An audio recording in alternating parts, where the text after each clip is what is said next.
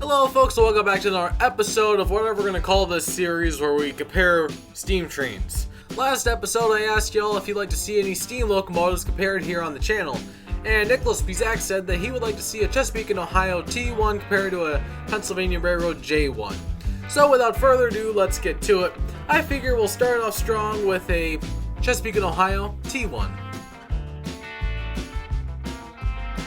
So, in 1930, the Chesapeake and Ohio Railroad decided to place an order for 40 Texan-type locomotives from the Lima Locomotive Works. A Texan-type locomotive is a 210-4.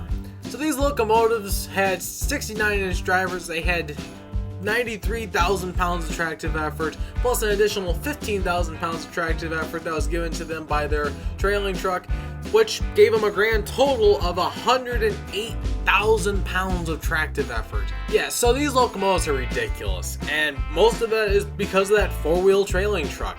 That enabled them to put larger fireboxes on these locomotives, which meant bigger cylinders, therefore more horsepower, which translates to tractive effort. And they had that big trailing truck with the booster engine on it, so these locomotives were just ridiculous. For those of you that don't know, a booster engine is essentially a steam tractor on a steam locomotive. Just give you that little extra power for when you're going up a hill and you're having a tough time getting traction.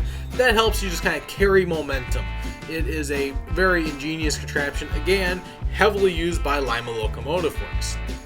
But before I start talking too much about the Chesapeake and Ohio's T1s, let's talk about the Pennsylvania Railroad's J1.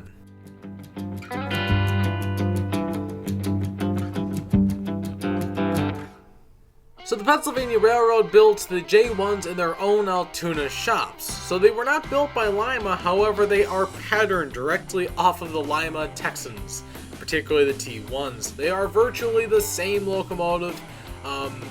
There's little differences in them, but most of those are cosmetic. Mechanically, they are the same locomotive.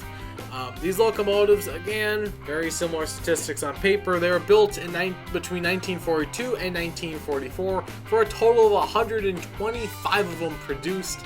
They had 70-inch drivers and they had 95,000 pounds tractive effort, plus another 15,000 pounds produced by the trailing truck's booster engine.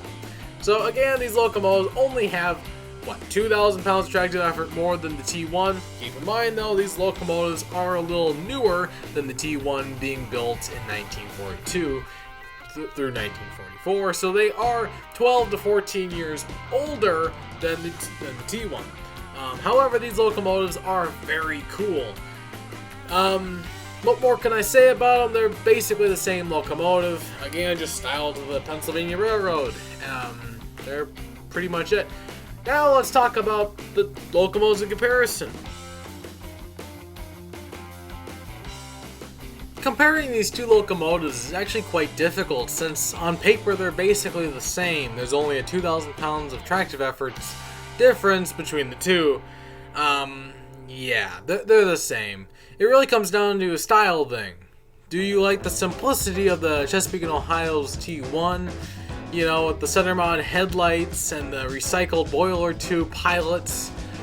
Or do you like the more modern style of the Pennsylvania Railroad's J1 with the Keystone number plate, the high mounted headlight, the streamlined pilot with the drop down coupler, the streamlined looking cab, or the simplicity of the fairly square C&O cab with the 12-wheel tenders that are common on most of the Berkshires? Or do you like the more modern coast-to-coast 16-wheel tenders? Yeah, it comes down to a style thing. Which one do you like best? Me personally, I like the T1 better. I like the fact that they look just like a Berkshire, but bigger. That's literally the only difference. Berkshires for the C&O were literally, hey, the Texan worked out so well, let's just buy them smaller so they can go more places. And we'll call them a Berkshire. That's all it was. So just neat locomotives. Me personally, I like the T1s better. The J1s are cool. I'm more fond of the C&O T1. That's just my opinion. So in my opinion, the C&O T1's better, but that's literally just being based off of style, really. I like the whole style of the C&O's T1. that's really it. The bell that's up at the front versus somewhere mounted in the middle of the boiler. This is my opinion, but let me know down in the comment section what y'all think. I know that somebody's probably going to try to argue that the J1 is better, and honestly you probably could argue that point because they are basically the same locomotive. But anyway folks, that's going to wrap it up for today's video. Please like, subscribe, share the video with your friends and family, and as always folks, see you on the rails.